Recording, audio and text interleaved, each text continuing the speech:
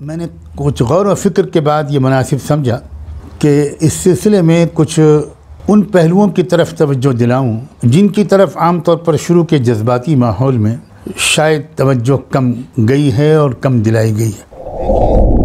जहाँ तक गुस्ताखी रसूल रहमत दो आलम सरवर कायनात ताजदार मदीना मुहसिन इंसानियत इमामुल अंबिया सैयदना मुहम्मदुर रसूलुल्लाह सल्लल्लाहु अलैहि वसल्लम की शान में गुस्ताखी का मामला है, तो सच्ची बात यह है कि इस पर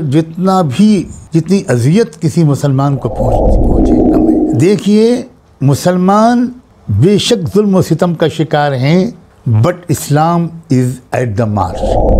अगर हम सिर्फ इतनी ही बात से काम लेंगे,